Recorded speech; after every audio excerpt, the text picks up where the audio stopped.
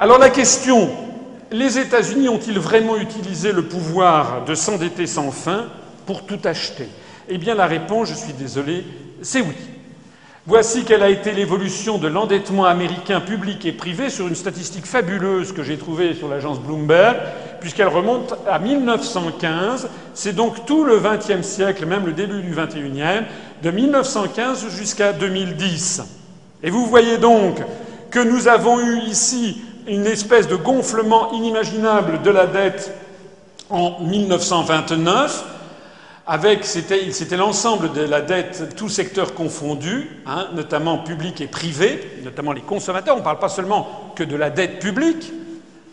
Et puis ensuite, on a eu, à partir de 1944, vous voyez ici cette grande stabilité, c'était justement les effets de Bretton Woods. C'était les effets, justement, de ne pas pouvoir développer la dette autant qu'on le voulait. Et puis, à partir de 1971 et de Bretton Woods, quelques années de latence, et puis une envolée de la création de dettes aux États-Unis. Il faut bien voir que le total de l'endettement public et privé a dépassé 400% du PNB en 2009, dépassé sans doute 500% en 2011. Et je rappelle que ce pourcentage est donc très largement supérieur à celui qui avait été atteint lors de la grande crise des années 30. Et je rappelle aussi que en France, l'endettement public, on focalise toujours sur l'endettement public. Je vous ai expliqué d'où il vient, c'est-à-dire essentiellement de taux de paiement d'intérêt indus que l'on s'est obligé à verser à des banques privées pour faire le même boulot que ce que faisait gratis la Banque de France. Mais sinon, la France est un pays très peu endetté, puisque, au total, l'endettement public et privé de tous les acteurs en France, c'est-à-dire à la fois l'endettement de l'État, des collectivités publiques d'une part, des entreprises d'autre part, et des particuliers enfin, atteint 150% du PNB. Ça veut dire quoi tout ça? Ça veut dire que la France est beaucoup, beaucoup moins endettée que les États-Unis. Et pourtant, et donc que la facilité dollar a transformé les États-Unis en une économie d'hyper-endettement. C'est pas la France qui est en faillite, ce sont les États-Unis. D'ailleurs, je faisais cette planche, je la présentais il y a déjà 6 ou 7 ans, dans d'autres cénacles, devant des chefs d'entreprise qui considéraient que j'étais un peu excessif. La suite des événements m'a donné raison. Maintenant, plus personne ne nie, mais rappelez-vous, il y a 4 ou 5 ans, on nous donnait les États-Unis en monnaie. Maintenant, plus personne ne nie ceci. Et justement, pourquoi n'a-t-on pas cessé de nous dire que la France était en faillite et qu'il fallait prendre modèle sur les Américains? C'était le rapport de Camdessus, Michel Camdessus, de novembre 2004, le rapport Pébreau de décembre 2005, L'expansion, la France en faillite, tous ces livres qui sont sortis de Rémi Godot, La France en faillite, 1000 milliards, tous ces livres, toute cette promotion médiatique qui a visé à faire croire aux Français que leur pays était le dernier des derniers. Et quelle était la conséquence de tout ça? Quelle a été la conséquence? Et quelle est la conséquence que l'on applique actuellement au Portugal? Je vous le disais tout à l'heure, vous savez que le plan de sauvetage, entre guillemets, du Portugal consiste à exiger des Portugais qu'ils vendent leur patrimoine public. Eh bien, c'est pareil en France. Si on nous a fait croire ça, c'est parce que des appétits puissants ont intérêt à nous le faire croire. Si on a fait ça, c'est tout simplement pour nous forcer à vendre notre patrimoine. C'est pour ça que la France est au pillage comme les Portugais. Ici, vous avez un aspirateur américain qui fonctionne sur une monnaie de singe qui est le dollar, et on explique aux Français, qui sont pourtant beaucoup moins endettés, qu'ils sont super endettés. Alors, je vais prendre un exemple, monsieur. Vous trouvez, moi je connais une vieille dame, et ça c'est un exemple vrai, une très vieille dame, elle a 102 ou 103 ans, elle est propriétaire d'un manoir qui est à côté de Dinard, en Bretagne, qui est au bord de la mer, c'est un parc avec des arbres centenaires. Et elle a un accès direct à la plage. C'est quasiment une plage privée. Vous savez qu'il n'y a pas de plage privée en France, c'est interdit. Il y a notamment par les lois sur la protection du littoral. Mais de fait, de facto, comme on ne peut pas y avoir accès très difficilement par d'autres, c'est quasiment sa plage privée. Elle a 2 ou 3 hectares, des arbres centenaires et un manoir en granit de Bretagne. Et cette dame, elle voit passer régulièrement des agences immobilières les unes après les autres qui lui proposent. Elle a des Américains, elle a des Saoudiens, elle a des ci, elle a des ça, des princes arabes, des manias hongkongais, tout le monde veut lui acheter. Et il n'y a pas de limite. Le problème, c'est que cette dame, elle a 103 ans, c'est son truc, et elle ne veut pas le vendre. Elle est têtue comme une mule. C'est son droit, elle ne veut pas le vendre. Donc ça, c'est le dernier obstacle. Et comment pouvez-vous forcer à vendre quelqu'un qui ne veut pas vendre? Eh bien, les Américains, ils ont trouvé la solution. Il faut faire croire à la personne qu'elle est en faillite. Donc il faut aller voir la dame, qui évidemment à 103 ans, elle n'a plus tout à fait toutes ses facultés, quoique. Et il faudrait aller la voir en lui disant « Mais mamie, t'as pas payé ta taxe foncière. Et là, t'as vu, t'as un découvert à la banque, mais mamie, t'es très très en faillite. » Et si la mamie, elle a un peu perdu la tête, elle dit « Ah, mamie, qu'est-ce que je peux faire ?» Mamie, il n'y a pas d'autre solution que de vendre. Et si elle a un peu perdu la tête, elle va en effet vendre ce qu'elle ne voulait pas vendre, parce qu'on lui a fait croire qu'elle était vraiment en faillite. Mais c'est ça qui se passe.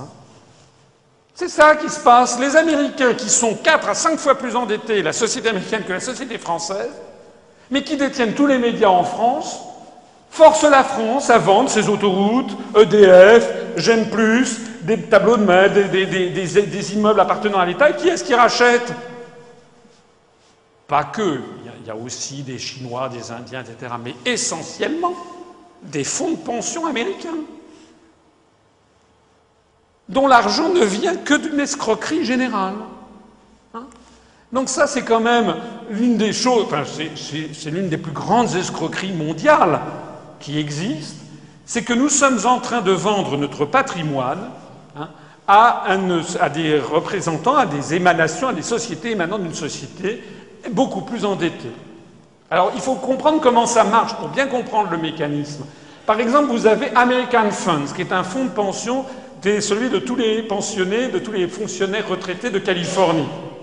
American Funds a pris des plaques dans le capital de Veolia Eau, de Vivendi Eau, de Thales, qui est une entreprise française en matière d'armement, de Schneider Electric, de Michelin, de Bouygues Télécom, du groupe Accor, notamment. Au passage, puisque American Funds doit détenir environ 20 à 25% de Bouygues, ce que je dis là ne sera jamais dit sur TF1. Ben oui, puisque TF1 est possédé par Bouygues. Donc au deuxième niveau, American Funds peut mettre son barrage. Ça se passe comme ça chez McDonald's. Il faut bien comprendre pourquoi est-ce que moi je suis barré de la télévision. Parce que ça, ce que je vous dis là, c'est d'une importance capitale, c'est le cas de le dire.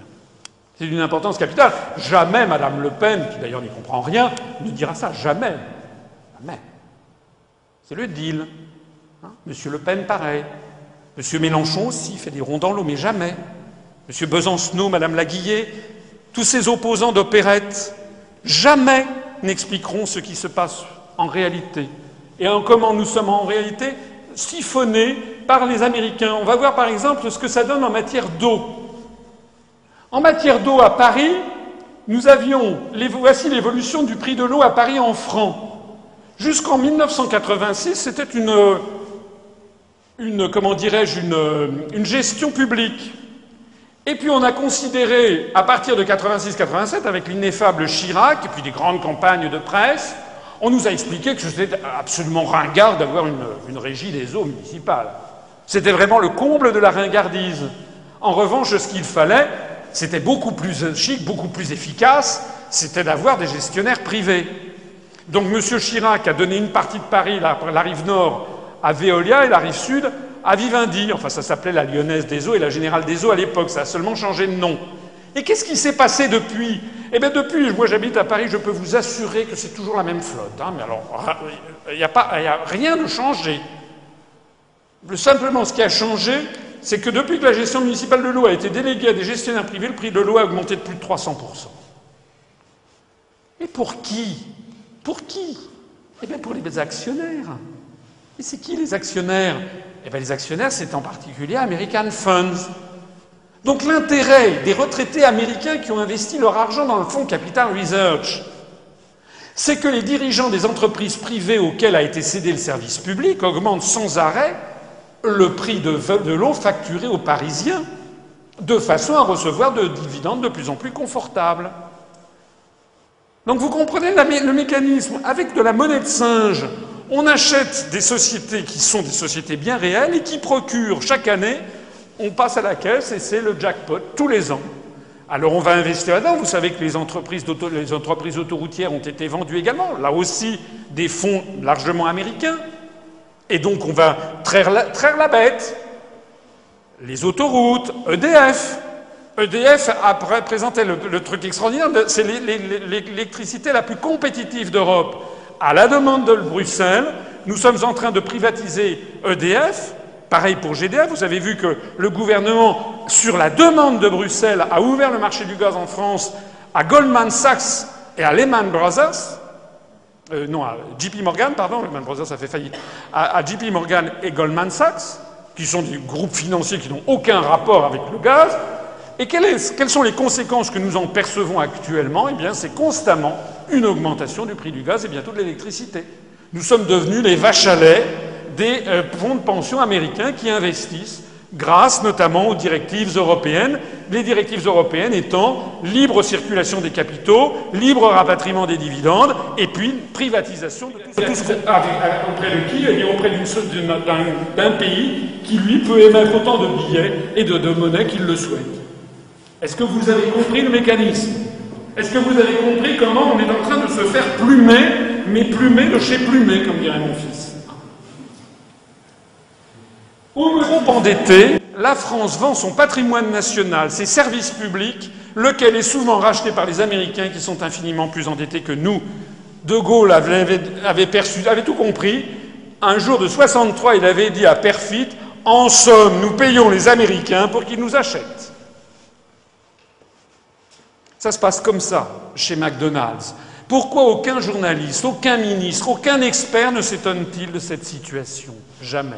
C'est tout simplement parce que les journalistes, ils sont employés par Bouygues, ou ils sont employés par Lagardère. Lagardère, au capital de Lagardère, qui détient Europe 1, qui détient les NMPP, qui détient le Parisien, qui détient Paris Match, 60% du capital de Lagardère sont détenus par des investisseurs internationaux. Alors pareil pour le Figaro détenu par Dassault, etc. Donc l'ensemble des médias français, des médias de masse, ont été investis par ça.